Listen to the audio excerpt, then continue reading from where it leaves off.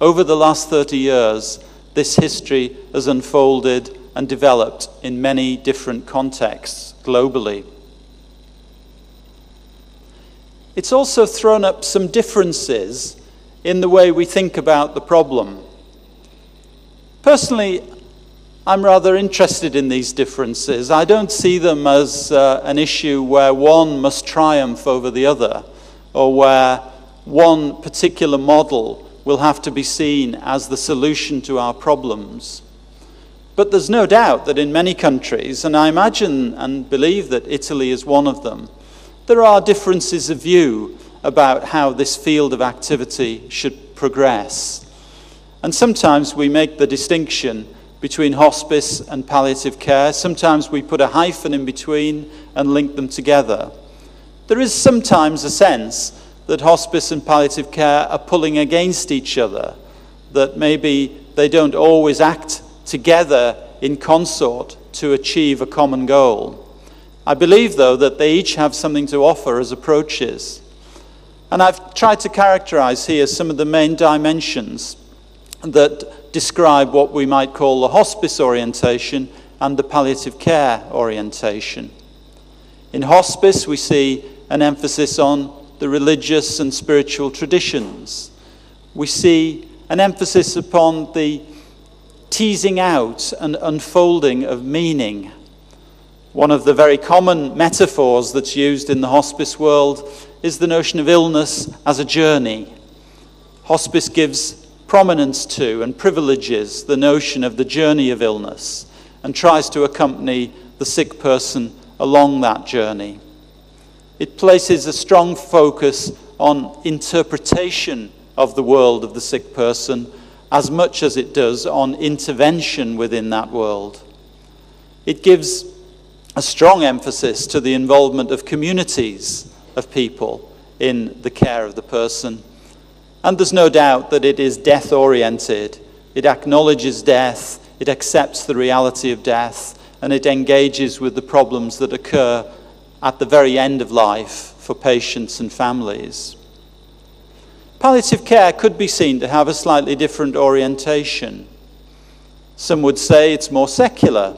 Some of those motivated to be involved in it may not draw upon a strong religious or spiritual tradition, but be much more motivated by what we might call a professional, a disciplinary, or even a technical, rational orientation to what they do. The language of palliative care tends to give more emphasis to science, to bioethics, to public health. And undoubtedly in the practice of palliative care, there's a strong emphasis, if not to the exclusion of other aspects of total pain, on physical symptoms as a key point of entry, and certainly as an area where some of the most important research and scientific achievements have been made. Well, I'm not advocating that we choose between hospice and palliative care. They each have their strengths, they each have their weaknesses. Harnessed together, they give us a very wide-ranging framework to tackle the global problems of delivering good care to people with advanced disease and at the end of life. And I have to say that that global problem is a massive one. Every week in the world, over 1 million people die. We'll hear more this afternoon about the epidemic of HIV/AIDS, and particularly the way in which it's affecting people in sub-Saharan Africa. We also have an epidemic of new cancer incidents, particularly in the resource-poor and developing regions of the world. In the richer world, we have aging populations, we have new patterns of disease and comorbidity. The World Health Organization estimates that perhaps 60% of all people who die would benefit from some version, some form of what we call palliative care. We certainly know that far less than 60% of all people who die each week, and think of it on a weekly basis, that's 600,000 people dying worldwide every week who might benefit from palliative care. We also know, of course, that palliative care doesn't just serve the index patient. It supports the carers, the family, members of the community. In some societies, good palliative care delivered to one patient might also be supporting 10 or more other people. The impact that palliative care, if it was delivered to all who need it worldwide, could make is truly global and massive in character.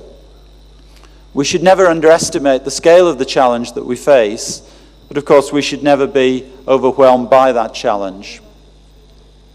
Here are some of the dimensions of the challenges that are occurring in different parts of the world.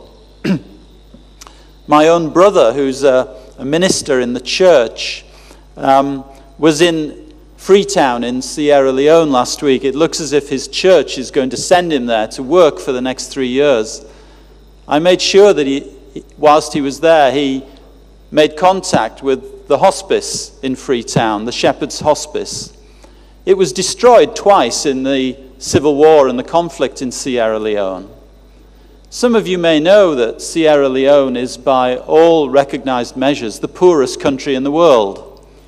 And yet, it has a hospice program hanging on, trying to maintain and develop itself.